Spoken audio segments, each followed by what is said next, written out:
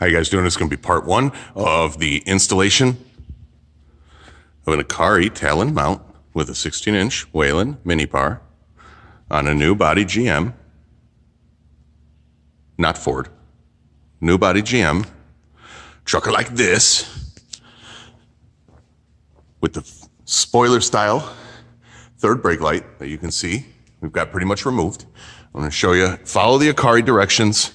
For the most part, they're not bad so far.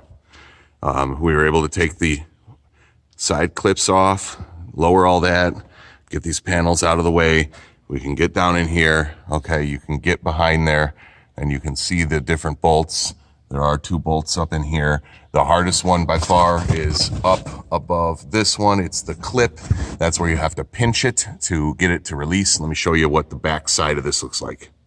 Okay, I also took this connector out and I shoved it through the rubber boot there so I could pull the wiring back out. That's where that connector goes, right there. Already up here on the truck, that's what it looks like when it pops off. Let me flip it over, show you the back. Okay, all I did was rotate this thing like this. I didn't flip it 180 or anything. So as I said, this rubber boot here went right into here. Okay, that's the factory watertight connection. There are your bolts that you take out and the studs, all the little blue Loctite or anti-gall on the studs. And that yellow tab right there, as you can see, it's a squeeze tab. See, there you go. There's another one over here. Same little bastard. That squeeze tabs make it a little bit difficult to get it off the final way. 2 people definitely helps. So we're going to take this thing apart and we're going to put the Akari mount on it. Looks like we've got some factory wiring right here. And it goes all the way back into here. I'm assuming that this fat green and black is what connects to the OEM upfitter number 5, which they bring back to here and kind of pigtail for you. And I think GM actually says drill a hole right here and fish the wiring out or something, which we're not going to do that. We're going to use the Akari mount that we have over there on the bench. So stay tuned for more info. Here we are, part number 2. We're on the bench. I'm going to zoom out as much as I can. I'll put a pad down for the thing so we don't scratch it. And Akari didn't post, but your Torx bit size that you need for the 4 screws is a T20. You basically have 4 screws that hold this in place here and here, and then these 2 little kind of locking tabs right there. Third brake light slides out, and then we're going to install the Akari mount kind of in between the third brake light and the, I believe they call it a spoiler applique. So let's get to installing that and see how that goes.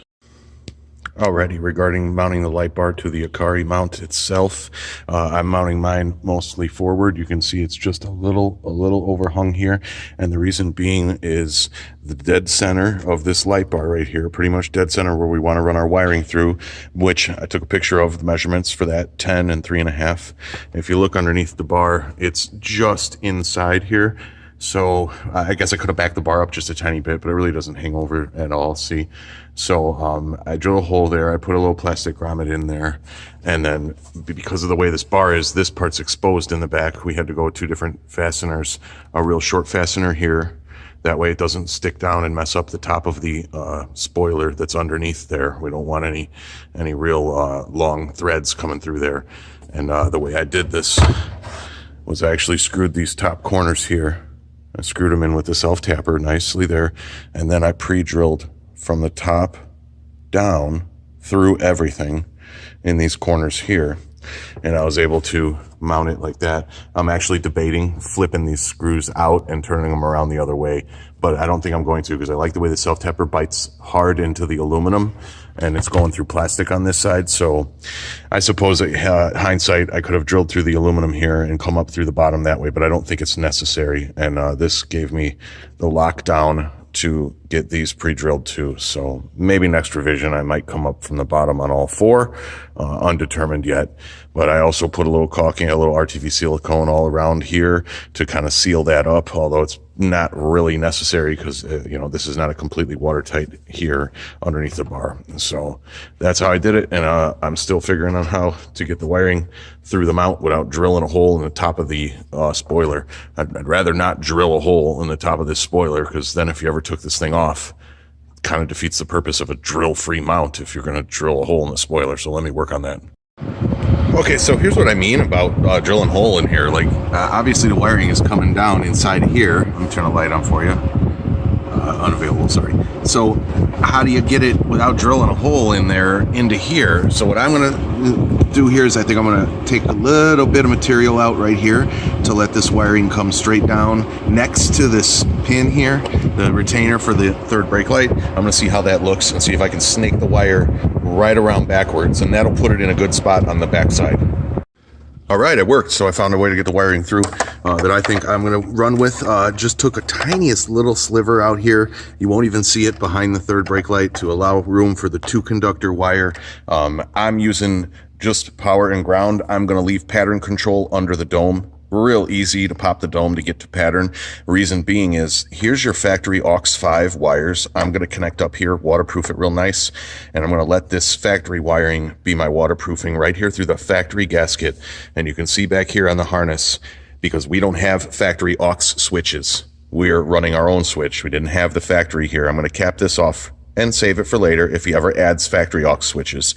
And I'm going to supply my switch wiring to here, which is going to go through the factory boot and up to the light bar and keep it all nice and waterproof. I won't need to make any additional holes in the roof. I won't need to do anything like that. And hopefully this can all be reversed and disassembled, and it will be like this light bar was never installed. Now, when we roll this forward, you can see here kind of what I'm talking about. Way in there in the corner, right sneakily behind the third brake light, there's a tiny little gap from factory.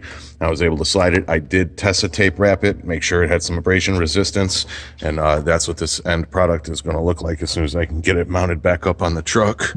And hang on just one second, I need to fix something. All right, that's much better. Comment if you caught it, and we're going to show you some more here just in a little bit.